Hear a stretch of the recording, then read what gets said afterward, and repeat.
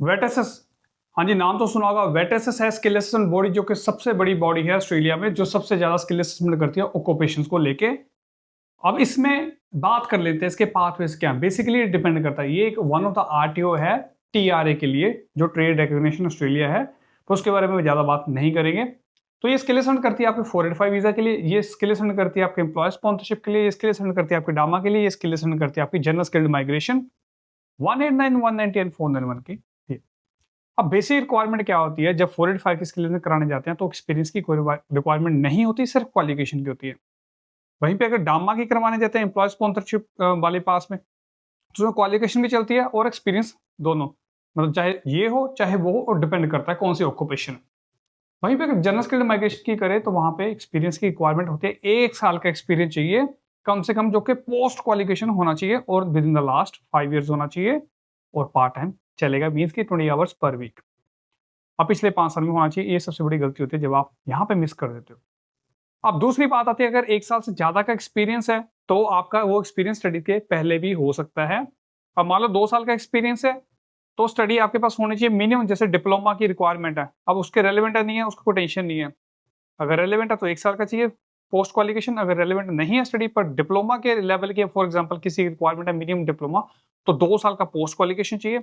नहीं, अदरवाइज अगर आपके पास 3 साल का पुराना एक्सपीरियंस है और प्लस 1 ईयर का विद इन लास्ट 5 ईयर्स है स्टडी से पहले, तो भी चलता है। तो डिपेंड करता है जो आपकी ऑक्यूपेशन ग्रुप ए में आती है, ग्रुप बी में आती है, ग्रुप सी में आती है, ग्रुप डी में आती है। तो ये काफी चीजें इसमें वेरी कर देती हैं, पर मैंने आपको मोस्ट कॉमन मिस्टेक्स अब बता दी। अब जो 485 डालने जाते हैं हम, कई बार स्किलेशन फुल करवा के बैठ जाते हैं, जो कि रिफ्यूज हो सकती है, जैसे कि सिविल की बात हुई। पर अगर इसके थ्रू जाओगे 485 के लिए तो वो रिफ्यूज नहीं हो सकती, बिकॉज वो क्राइटेरिया मीट करता है। सिर्फ क्वालिफिकेशन चाहिए जो आपके पास होती है।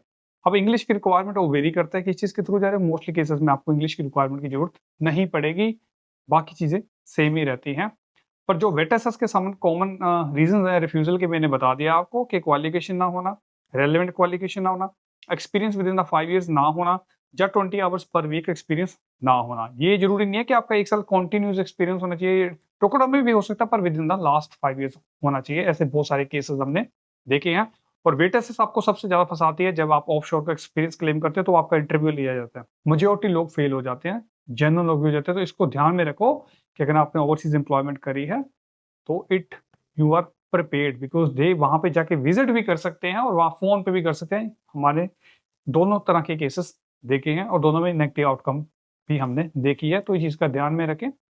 आई होप वेटेसस की जो आपको मैंने क्राइटेरिया बताया है, जब पाथवेज बताया है, जब मिस्टेक्स बताई हैं, जब वो क्या प्रोसेस है, इसका आपको आइडिया हो गया होगा। Thank you.